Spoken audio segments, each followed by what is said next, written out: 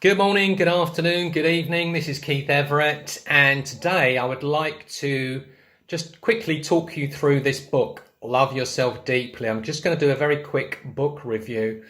Now, you've probably noticed here, it's not one of my normal books because it's not written by me. It's written by Rebecca Collins, and this forms part of our publishing group. And I want to tell you the reason why we decided to go with a book of this title.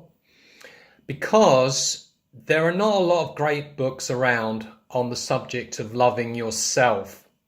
Now, this doesn't just apply to women, this applies to men as well. There's a lot of people around that, they just do not love themselves. So this particular book covers near enough everything that you could possibly want to improve your self-worth, if you like, your view of yourself. The first chapter is, how do I love myself as a woman, right?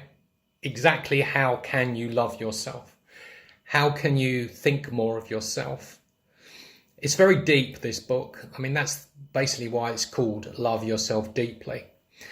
Chapter 2 talks about self-esteem and self-talk. What you say to yourself is so important. It's driving your life. How your outer world is reacting to you is directly by the way you react to yourself, to your inner chat. How you talk to yourself is basically how you become. So that's all about, improving your self-esteem and watching your self-talk. Watch what you say to yourself. Chapter 3 is about letting go of self-judgment. Don't we all do this? I mean, you don't just have to be a woman to do this. Men do this as well. They judge themselves.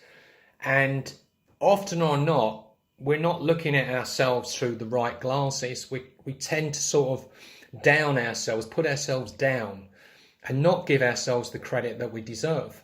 We're all human beings and we all have faults. And none of us are perfect. So don't compare yourself to others. Because often or not, you're not comparing like with like. Stopping self-sabotage. That's chapter 4. We all do it. We all at some stage sabotage ourselves by talking ourselves out of the very things we should be doing and not giving ourselves enough credit. Chapter 5 is Love Your Body. Now, this applies to obviously women and men. We often look at ourselves and we compare ourselves to others and we think, gosh, we just don't look right. Whereas we're all different, and believe it or not, we are better looking, if you like, if you have to use that term, than what we think we are. And it's not all about how we look physically, it's how we appear to others. Sometimes people have a different view about what is good looking and what isn't. So that's a great chapter to get into. I mean, chapter 6 is about prioritizing yourself and putting yourself where you should be, not putting yourself on the back burner and just concentrating on everyone else and forgetting about yourself. You've got to give yourself priority in this life. Chapter 7 is mastering your relationships. Very important. We're all in this life together, and how we interact with other people is very important. None of us are an island. We need to have other people and we need to interact with them properly so we can improve our lives. Chapter 8, write a love letter to yourself.